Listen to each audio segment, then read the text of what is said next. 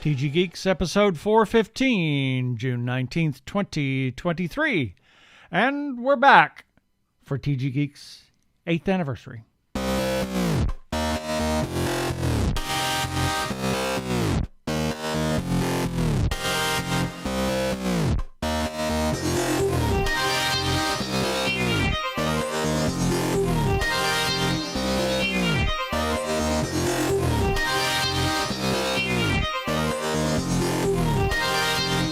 Hello and welcome to another webcast from tggeeks.com, where Ben and Keith, the Two Gay Geeks, talk about all aspects of Geek-dom and Nerd-ery, sci-fi, comics, film, horror, genre. You name it, we talk about it, and today it's really we talk about it. I'm Keith Lane, and we're coming to you from TG Squared Studios in lovely Phoenix, Arizona. Who are we? What is this thing that is in front of me? It's got. Oh, is that a microphone? It's a microphone. What am I doing with a microphone in front of me? Oh my! It has been. It's a podcast. What's a podcast? Yeah, exactly. I've forgotten already. 5 months, people. Yep. But there's a reason why, and we're going to go into that. Let's get on with the show. Prepare for hyperdrive. Meanwhile, in the Hall of Episodes, the Two Gay Geeks are discussing this. Well, in this episode, we are going to give you a little rundown of the TG Geeks 8th anniversary. Sort of a state of the TG Geeks. State of TG Geeks, you know, health issues, what's the future of the show, etc. Then we have a different format this time. Our birthday shout-outs are limited to our Facebook friends. Podcast of the week, we got a little bit of feedback, some shout-outs.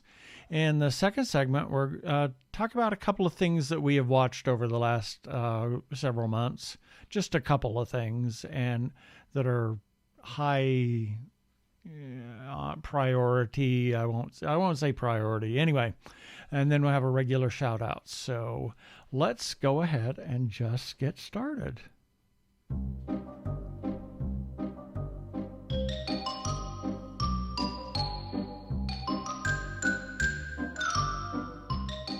I didn't know it was October. Well, I almost feel like a skeleton right now. Well, that's true. Anyway, so interestingly enough, the last episode Your birthday. was for my birthday in January. Now, we're going to do a different format here. I'm going to give you a little bit of a health update in case anybody doesn't know or wasn't listening, or which is fine, or you didn't see the update. New listeners, or didn't see the update, or whatever. We came back from Oklahoma after Christmas with that persistent cough. It was not COVID. It wasn't anything. I didn't have any, wasn't producing anything. It was just cough. It was for you maddening. Yeah, you had this ugly cough. I came down with a cold, but it was very minor. I was done with it in less than a month. Yep. But you had this stupid little cough that just would not go away. Absolutely. And at the end of January, it was beginning. I would have a cough here and there. And then all of a sudden, I just felt like crap. Mm-hmm. I mean, the 1st of February. And I mean, really like crap. I didn't eat for several days. It was almost a week, and when you did eat, it was like maybe a tiny little something, that could fit in your hand. Yeah, and I lived in my chair. Mm-hmm. I found it hard to stand up by myself, and finally, when I did decide to eat something, it's like one bite of cereal, and nope, that's not happening. Well, we did take you to urgent care once.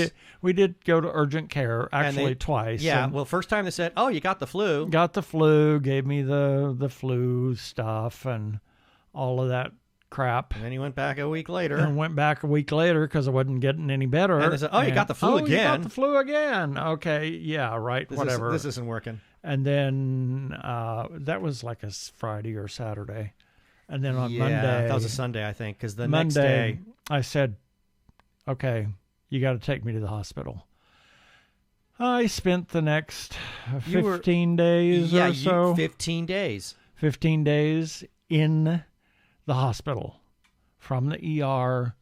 The second day I was there, they almost lost me. I had sepsis. It was a life-changing experience. Quite. For both of us. They did everything imaginable to me. I mean, x-rays and CAT scans and this and that and the other, gave me every antibiotic known to man, you know. Yeah, because at the time they could not determine the cause of the Yeah, sepsis, so they just pumped you with everything. Exactly, just everything. And my potassium was low. And if anybody has ever had potassium infused through an IV, you know that shit burns. Well, there it is. Okay. I'm telling you, it burns. And they gave me 10 bags, which, you know, and then they finally started giving me the horse pills that dissolve in your mouth and Before you have a chance to swallow them. Exactly. And finally, they released me to a rehab. And You were there for 1 week. Yep. And I literally had to learn to walk all over again. Oh God, yeah. I mean, you had 2 different walkers and then and then a cane. Because almost the entire time, except for the last 3 or 4 days, I was literally in the bed.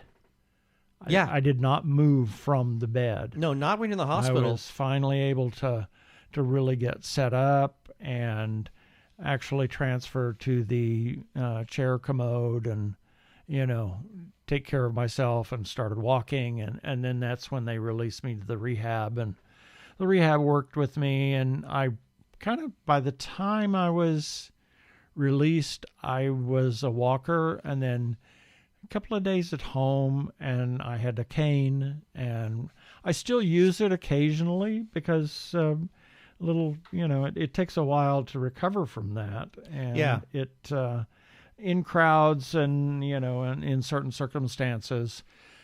And then I was just fatigued, and I finally went back to work, and I was just fatigued. I'd work a couple of hours, and then I just couldn't do any more. And we weren't too surprised with the fatigue, because people that we talked to said it could take up to a year before your energy levels were back to where they used to be. So we thought, okay, this is just part of the recovery. Yeah. So they had scheduled a cardiac ablation because while I was in the hospital, my heart went into atrial fibrillation, and then there was also what they called a flutter, as well as ventricular tachycardia. It was not quite the tachycardia. It was little spikes on the right side of the heart. So that's what that was all about. And in order to get me back in rhythm, they literally had to shock me. And they gave me just a little less propofol than I required. So I came out of it at the last moment. I thought that was when you were in the hospital. It was. Oh, when I was in the hospital. The hospital when you had that. Oh, I thought you were talking about later. No. So then they scheduled a cardiac ablation to take care. Take care of the atrial fibrillation that I've been dealing with for the last couple of years. And once they did that, the fatigue kind of went away. Yeah, you were commenting about how your energy levels seemed to be bouncing back. It was amazing. And then all of a sudden, about less than a week later after that, I started to fill up with fluid. Yeah.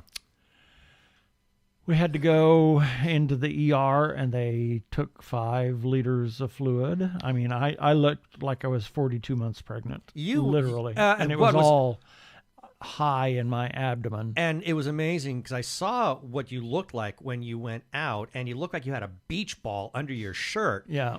And when you came back, it looked like the beach ball had been deflated, quite literally. Yeah. And and what day was this? This was happening? the day of load-in for Phoenix Fan Fusion or Comic-Con. Great timing. Yeah. And the interesting thing about being in the hospital, I lost 50 pounds. I was down. I was down to 205. By the time we did the cardiac ablation, it was a couple of months. I went back up. I gained a little bit of weight. It was just slowly, but I was at 215. And when we went for the drainage of the fluid, I was at 250 again, 253 or something like that. All liquid. All fluid. So they wanted to keep me. I said, no, we got Phoenix Comic-Con. I went back Tuesday. They admitted me. They drained 5 more liters. On Thursday, when they released me, they drained 3 liters, and I've been doing that weekly for a while now, 5 liters at a time. So my weight is going back down. Anyway. So the short of that is why? The short story is apparently all of this, and apparently I've been ill for a long time, and it's been so gradual you never noticed, and I never noticed it. And just read an article today, just moments before we started recording here, about how non-alcoholic fatty liver disease is on the rise, and that's what they've kind of determined that I have. My liver is not functioning properly, so I'm filling up with this fluid. We don't know much more because I'm early stages. I've got several appointments with the GI doctor, with a surgeon, with this, blah, blah, blah, blah, blah, on and on and on. But hopefully it's treatable. We can get some quality of life. And so far, things seem to be reasonably manageable. Yep. So we'll see. That's where I'm at. But just one day at a time. Yeah. Now, earlier you'd said something about different outlook on life. Reorganizing priorities, etc. And one of those things that we talked about was this podcast and the website. Yep.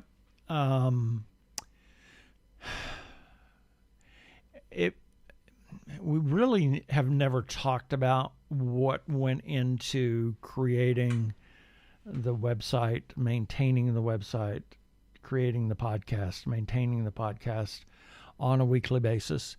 We had for 5 years plus produced a podcast episode every Monday.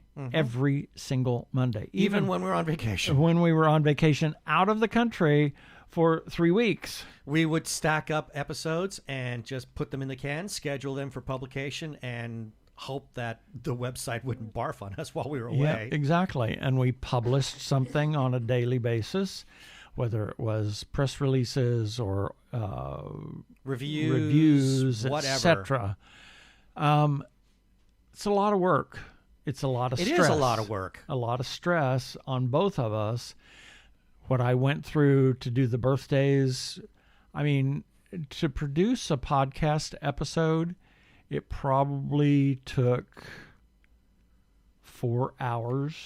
And you spent a lot of time. I mean, I will tip my hat to you and say that you really were handling like 90% of the weight in the pre-production of our episodes and working on the script, and especially publishing the article. I mean, because you're the technical producer of this, and your birthday research, you would be on that for well over an hour every Saturday. Sometimes 2 hours. So that is a lot of work. I think you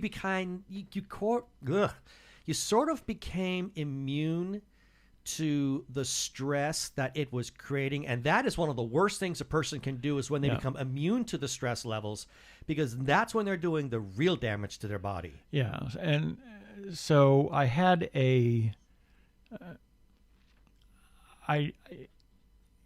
was a life-changing experience, and I said, okay, I can't do some of these things that I have been doing. Thank God when I went back to work, they've put me on to a couple of projects where all I have to do is just the grunt work on these projects instead of managing the project and do all this other stuff. It's like a lot of back end stuff as opposed to front end. It's a lot less stressful for the last couple of months at work. Obviously, we have not produced a podcast episode since January 23rd. No. We had I had an existential crisis during this time too. Yeah, and there were we just kind of have only been publishing Andrea's reviews of movies. I think I might have had one review that I did. Yeah, I ran a review for something we're going to talk about a little bit later. That was it. And, Hamish's many projects. All the stuff Thank you Hamish, Hamish, for Hamish. big time. Oh my gosh, you have been a lifesaver for us. We so appreciate it. And then Tommy's all practically self-published. I mean, he pretty much does it all on his own now. The funny Sunday Funny. So I think what we are at this point planning is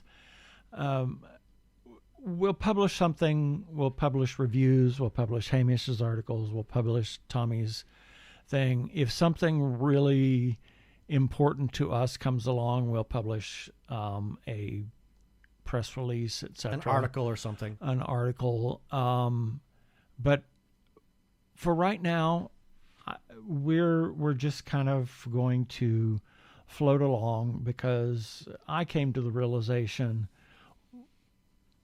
we're never going to be the big guys. No. We're never going to get the big names. We're never going to, be the top ranking website or podcast or anything. And that was a lot of stress. It was. I mean, for the longest time, trying to be that for 7 years at least, we were pushing to try to get up to approximating the same level that we had at Slice of Sci-Fi when it was at its peak. And we succeeded a little bit. A tiny bit. I mean, we did get some big interviews here and there. I mean, some really cool people. But no, we're never going to get the A's or the A-listers or the B-listers in entertainment. That's just not going to happen. Yeah. So we're probably going to publish a podcast once a month, so be on the lookout for that. Any articles that we have are going to be whenever we have them, and we're 8 years now on Tuesday. Yeah, that we're celebrating. This is a rather crazy thing. A melancholy 8 years. Yeah. So onwards and upwards. Peace in your life, no stress. No. Just, it's not worth it.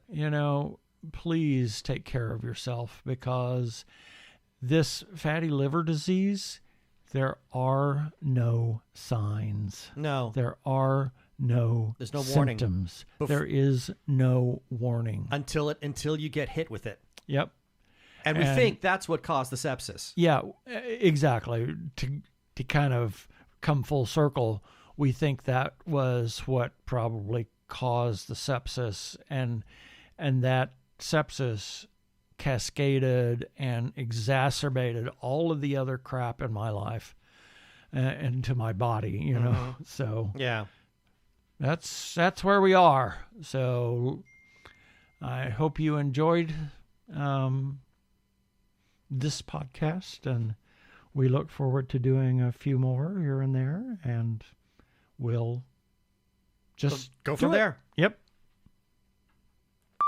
Hi, I'm Michael Chan from Star Trek Discovery, and you are listening to The Two Gay Geeks.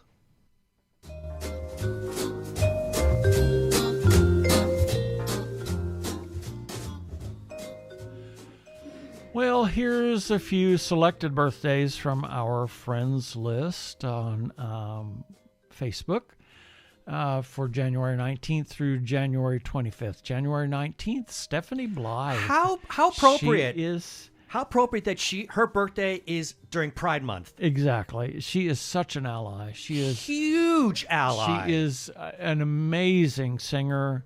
She's an opera singer. She has broken boundaries. She's played several male gender roles in operas. She had this big float during when New York City hosted the last big World Pride parade, and she was up there. I can't remember his name. We saw him. Oh God, countertenor, Alexander. Shoot, I can't remember his last name. In that Philip Glass opera that we loved, Akhenaten. I can't remember his last name. Anthony Roth Costanzo. That's it. Anthony. Yeah, that's him. But the two of them had a float together. She was so. She's to say that she's supportive is just an understatement. And she's amazing. She is the nicest person. I mean, I've approachable. Very approachable. Very, very approachable on Facebook. Stephanie is wonderful. And then we have Isabel Drayan. And June 20th, Mel Asher, a friend of ours in San Francisco. Big Disney freak. Yep. June 24th, Kent Lilly, a former coworker. Angel Martinez, who is a wonderful writer. And Mariah Joy Lane, our niece. And on June 25th, somebody... Oh, my God. Speaking of back in the Slice of Sci-Fi days, no kidding. Thelonious Sweetleaf. And that's kind of it for the birthdays this time.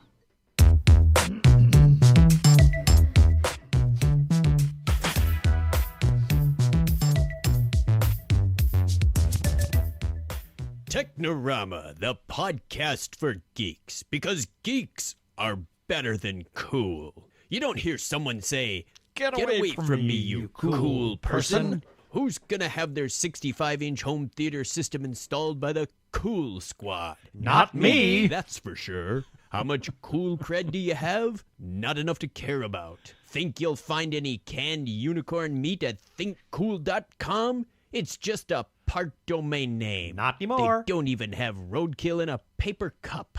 That's why you need to start listening to Technorama, because that's what geeks do. Go to chuckchat.com and listen to Technorama before you turn cool.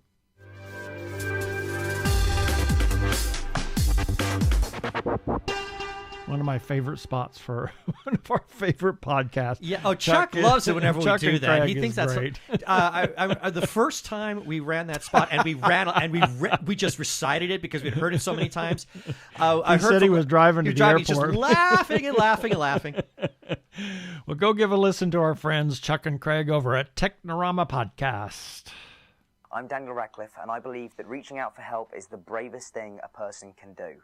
If you are struggling and need support, call the Trevor Lifeline at 1-866-488-7386. It's free and confidential, and trained counsellors are there to listen 24/7 without judgment.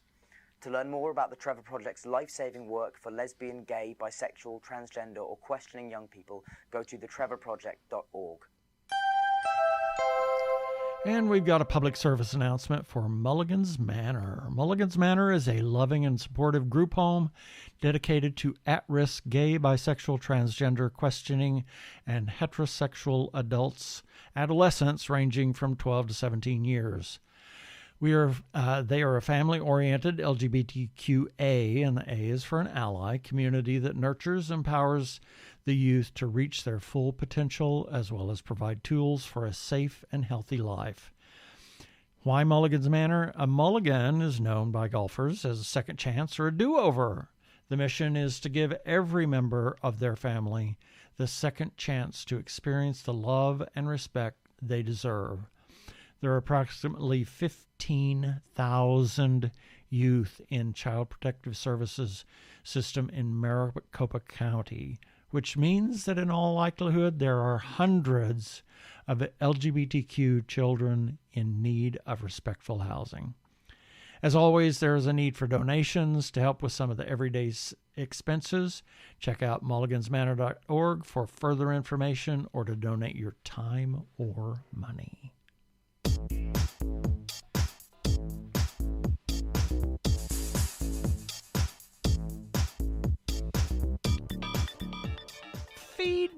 feedback. And yes, even though we had taken a 5-month sabbatical, the feedback came in, and this is the one that tickles me most. Our YouTube subscriptions went up.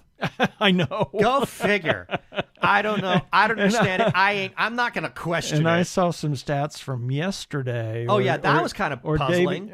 A day before on the podcast, and from Blueberry, which is a tracking and how we publish several different things, and we had 14 listens.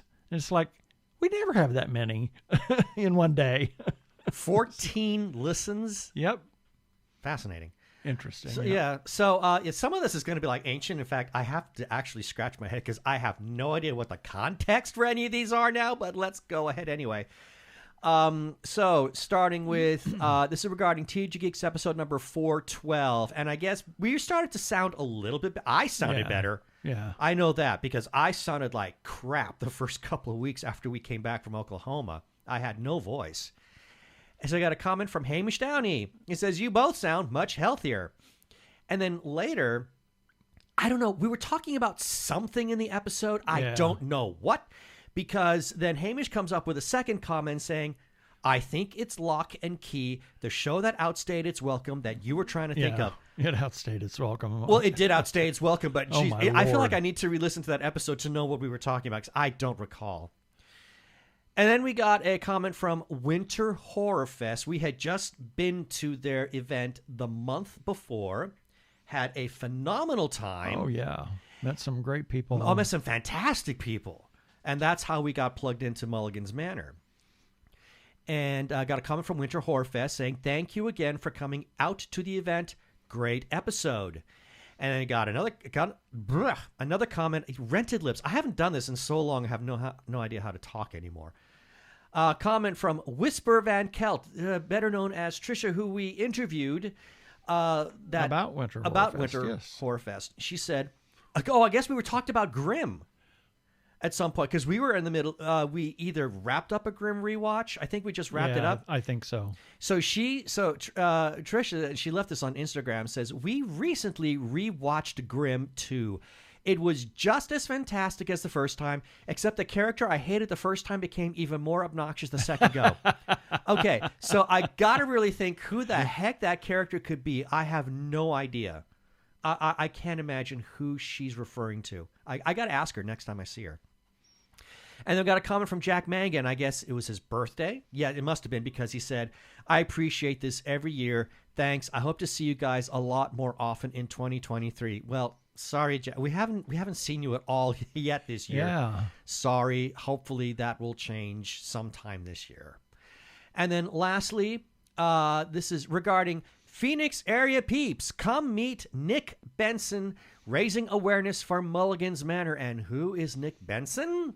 He is a special effects guy. Quite. And practical effects. Practical. Quite. Not special effects for digital wise, but practical effects. He is an incredible person. Oh, he's an amazing human. It's amazing because we were at this was at a bar. It was a bar. Yeah. And we were watching The Blob.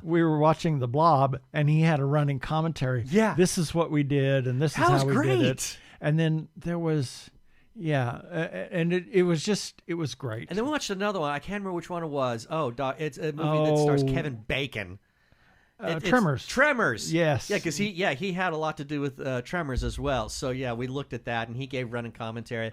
It was enormously fun, and I will admit that's the second time I had seen The Blob ever. I'd only watched it the first time, and I never watched it again until that night, and it was great fun. So anyway, that was the event with Nick Benson. We got a comment once more from Whisper Van Kelt on Instagram saying, "If you don't already follow these guys and listen to their weekly shows, you are missing out. They're brilliant, maniacally funny." or no, we're just maniacs. What can I say? Yeah, exactly. "And support incredibly important causes." Well, Trisha, God bless you. Thank you. We love you. And it was awesome being able to share our table with you at Phoenix Fan Fusion. And that's our feedback. And we're going to have a future episode where we'll feature some more of the many feedback messages we received over the last several months. Thank you so much for your comments and everything, your well wishes. And if you want to leave a comment, you can do that on our Facebook page, Twitter, and Instagram. You can even comment on our YouTube episodes or at tggeeks.com. Directly on the episode or article. You could receive a shout out on a future episode. We also have a listener feedback line that is, I got to blow the dust off of it.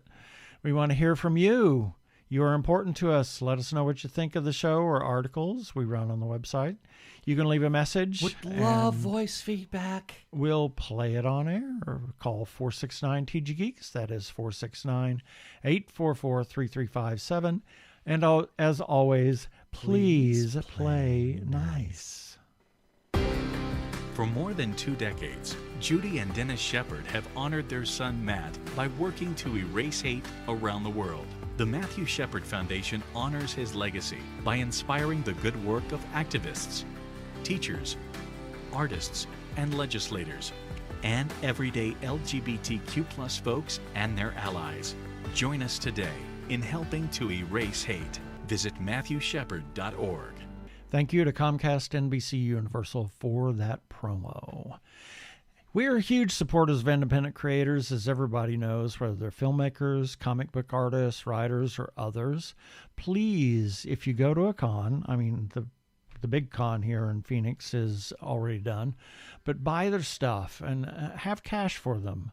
Please consider supporting those independent creators in your life. You can look them up, find their pages, their web pages, their Facebook pages, their Etsy pages, their this page and that page and the other page, or find them wherever you find them. You know, and I would add at comic stores. Well, I would also add that sometimes even big named actors will sometimes crank out an independent project too.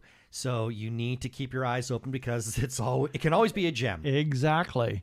And speaking of a con coming up, we have CocoCon September 1st through the 4th at the DoubleTree by Hilton in Tempe. I'm so looking forward to it. It is a small con. It is a blend of CopperCon and Con Capelli. Yeah. It's a mishmash of several different organizations and cons. Relatively medium-sized cons that kind of withered away, and this is the distillation of all of them. Yeah, but it's a nice little trip down nostalgia sometimes, and seeing people that you know, and just relaxing, having a good time. We're going just to be there. Which we did last year, and I had such a fun time. The panels were great. Oh yeah, it's basically a gigantic fan gathering. Exactly, but it's a lot of fun. It was so much fun, and we will be there.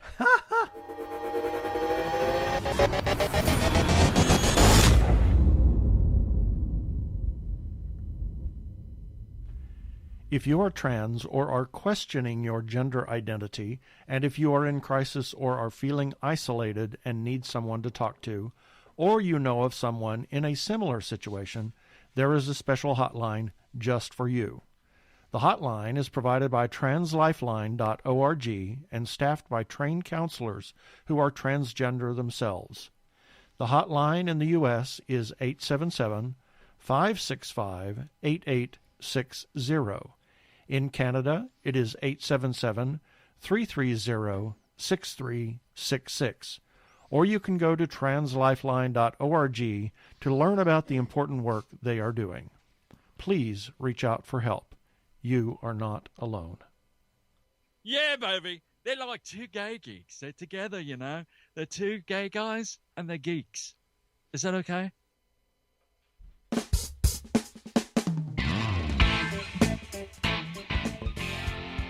We're two gay geeks who are really rusty at this thing. Yeah, I just want to say something right up front. We run a lot of spots on this podcast, but they are important to us. Mm-hmm. The Trevor Project, Trans Lifeline, Matthew Shepard, you know, they are important. It is, and Mulligan's a Manor, it is very important. So I love those kids at Mulligan's Manor. Yep. I just love them. They're awesome. So we have watched a few things, and I put them in a specific order to be able to talk about them. First, I'm fascinated with why the order, but okay. Mrs. Davis. Oh, God. Holy mother crap. What is it? I had no idea what does it want to be? Okay, I will admit, the reason I pegged this, now it's streaming on the Peacock streaming service, which is NBC, basically. It's only available on the streaming service because NBC would never air this because it's got lots of bad language. Yeah. I mean, there's a lot of F-bombs. Oh, my Lord. Lots of F-bombs that are dropped in this, so you can only get it streaming. And the only reason I picked it up is because it looked like a slightly lighthearted mystery involving a nun trying to unravel something. And I'd read that it was also a sci-fi show. And Keith and I are big fans of Sister Boniface, which is a spinoff of Father Brown, both of them available on BritBox. And I thought, why not? Let's give this a shot. And I was not prepared for what we saw. Yeah, it was a total. I think you're right when you said mother of crap, because I don't think the show knew what it wanted to be. It was a train wreck, honestly. And yet it was on crack, so therefore we couldn't stop watching. Yeah, we had to watch to the end, and then it was a non-satisfying, disappointing ending. It was a stop. It just stopped. And I made the observation after we watched it, after a couple of days, that I thought that it was trying to be the Everything Everywhere All at Once, but didn't succeed. Yeah, I remember you saying that. Yeah, I think that's, how sometimes a movie or something will influence the next 6 months, or if something is huge, it can create a whole new subgenre. Yeah, and everybody tries to imitate that, and I think that's what possibly was going on with Mrs. Davis. Now, and I'm going to segue into High Desert. Oh. And say, I think they're doing it right. That's a nutty show. It is a train wreck. Deliberately. And they let you know it's a train wreck. And they almost break that fourth wall. Close. And it's kind of all over the place, but it's fun too. Well, it is all over the place because its chief protagonist, played by Patricia Arquette, is all over the place. Oh my God! And when you get the She's background, a maniac. Why she is the way she is? I mean, she is a very mentally ill individual. She is a pathological liar. She is a substance abuse addict. It doesn't matter if it's alcohol, doesn't matter if it's drugs. She's got to have it, and she will lie to everybody and anybody just to achieve whatever ends. But she's almost she's trying to become a private investigator. She's a bit of a savant at the same time. Klingon opera. I was going to say savant. So it's a fascinating show, and we haven't finished watching it. We've watched the first half of it. A couple more episodes have just dropped. Because I think that it was episodic, and it was dropping once a week, and then it kind of fell off because we've had some other things going on. Next. Oi. Okay. This is Amazon Prime Video. What a disappointment. Citadel. I'm so disappointed. Oh, we my saw God. this. The first 2 episodes were made available in the theater. So through Lee Massey of Frost Communication, we got to go to a screening for the first 2 episodes, and I immediately disliked it. And I shouldn't have, because I love the cast. Yeah. The cast is amazing. The cast is amazing. I just can't stand the story. The story, and Stanley Tucci does a fabulous job. Everybody does. There's just too much hand-wavium. There is a ton of hand-wavium. Unbelievable. It's almost to the point of Scorpion. Almost. but not quite. Not that egregious, but No. it is close. I mean, it's all about this secret spy organization that they profess to be the good guys, yet as the show goes on, you start to question that. Yeah, and I think you're supposed to question. Yeah, that, you're supposed to question it. That's the whole idea. But what really bothers me is that after the organization has completely collapsed in on itself, one of the surviving spies who has lost his memory somehow traipses, from across the world with no money. With no money, in order to find one of the other spies. He's gone from the United States to Spain, and I immediately saw this and thought, how the heck did he pull that off? And I remember after we were when we finished the screening, we have to give our feedback to the staff at Frost Communications, and I was talking to this one young lad who was there because Lee, she was working at another event that night. So I gave him my comments, and I said, this is the thing that bothered me. I gave him my little high points, and then I gave him the detail. This thing, our chief character, he jumped from here to where did he get the money? And he looked at me and he says, I know. And they said, but would you watch the rest of it? And I said, well, we have a rule, and that is the 3-episode rule. Unless something stinks to high heaven, we will always give it at least 3 episodes to see where it goes. And after 3 episodes, we'll make the decision. Do we keep watching or do we hang it up? And there have been some shows that after the 3rd episode, we said, we're done. There's been a couple after the 1st episode, we're done. Scorpion. Yeah. Well, that's what I said. Stinks to high heaven. But this one kept giving us just enough of a nugget to say, okay, let's hang on. Yep. But by the time we got to the end of the 1st season, we said, that's it. We're done. That's it. Yeah, it's not a great show. The cast, again, fantastic. But there's too many bizarre hand-wavium, plutonium things going on in this series. So, yeah, that's not something we're ever going to come back to. And then something that just dropped. Yay, it came back. Star Trek Strange New Worlds. Season 2. This is spoiler-free. I will just say I loved it, and I loved Carol Kane. Oh, my God. Oh, my God. There is... Oh, my God. That's a big package to unravel, because the way they introduced her is so freaking mysterious. She's the Guinan of this show now. Yeah, exactly. She is this show's Guinan. and that says a lot. There was some interesting moments in terms of characterization, I shall say. Spock had a very, very funny line, which if anybody's seen the trailers, you probably know what that line is. Yeah. I am really looking forward to seeing where this show goes now. Exactly. It was great fun. And before we wrap up, there is one bit of stuff we do need to talk about, and that was Phoenix Fan Fusion itself. Oh, yeah. We had our table again this year, and we also shared it with Tommy Cannon, who did his 5-minute monster or 3-minute 3-minute monster challenge. I can't remember if it's 2 or 3 now. Yeah, I don't. Who knows? And but he draws a monster in a situation and what he's blah blah blah.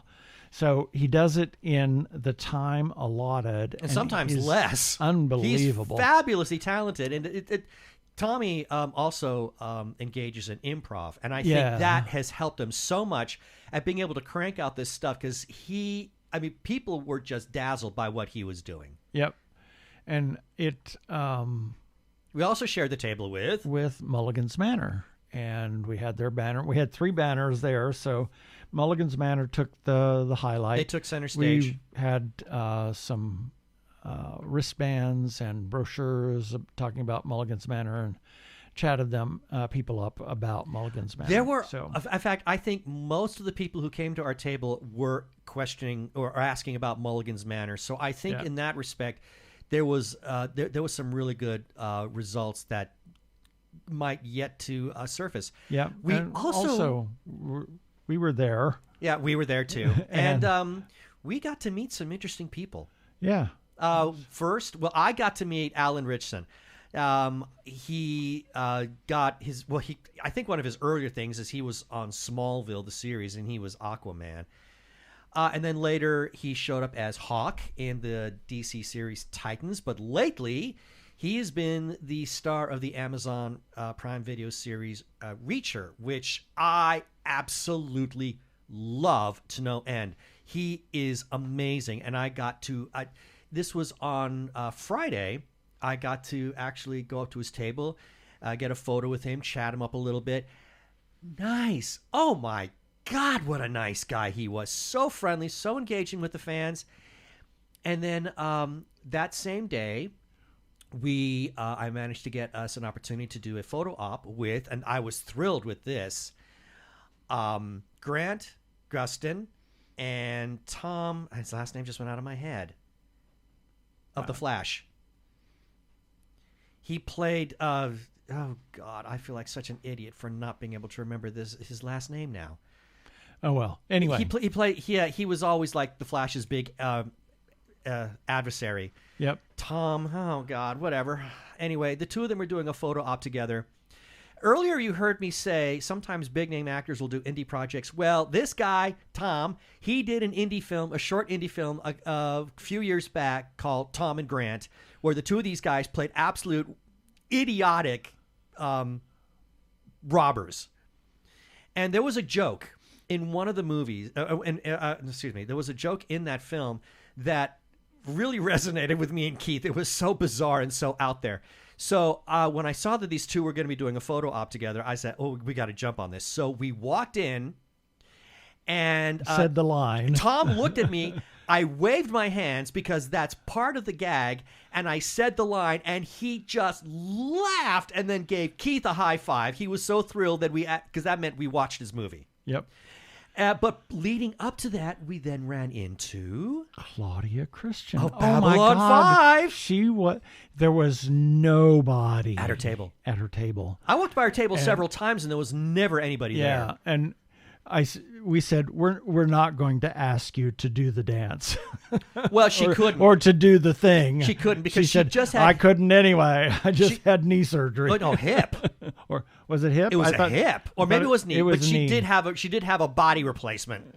Yeah, done. So she was. But we so engaged lovely. her. She just. We chatted with her about 10 minutes. Oh, yeah. And then got photos. And it was just delightful. Got an autograph asked with to her. hear our story. And yeah, she wanted to hear our all story. Of this stuff. And it was wonderful. And then there was a comment about Harlan Ellison, which had us laughing. I just laughed so hard. Anyway, so...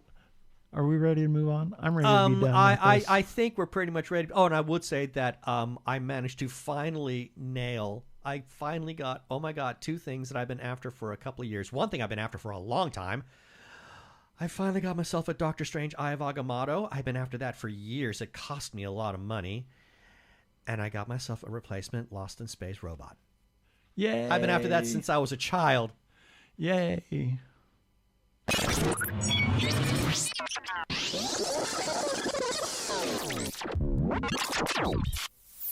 We have some shout-outs that we need to make.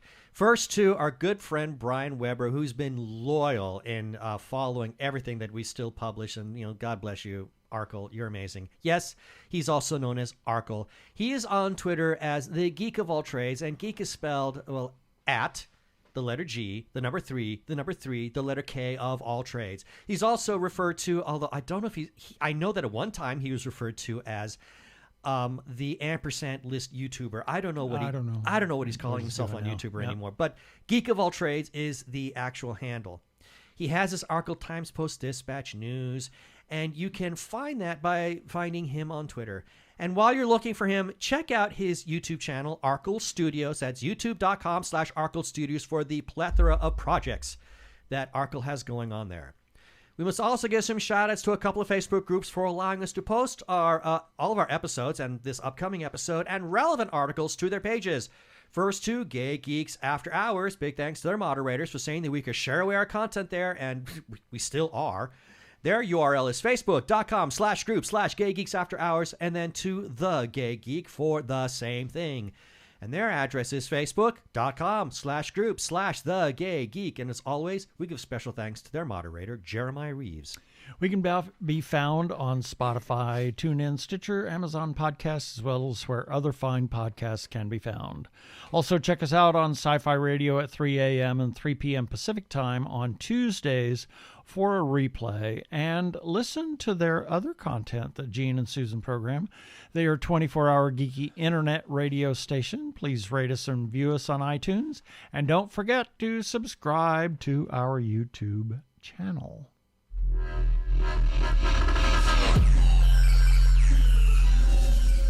Wow, this is almost a full-length episode. Well, we had a lot of ground. We had a lot of ground to cover. Yep. And that should do it for this episode of TG Geeks Webcast. Be sure to check out our website for other interesting articles and reviews by Andrea, The Many Worlds of Hamish Downey, and The Sunday Funny from Tommy Cannon. You can always comment on our Facebook page or our website, tggeeks.com, or you can leave us a voicemail at 469-TG-GEEKS. That is 469-844-3357. From TG Squared Studios, I'm Keith Lane. We encourage you to live and be your authentic self. Please be kind to yourself and those around you. Stay safe, wear a mask, get vaccinated. Thanks for listening. Peace. Cheers, baby. We're back.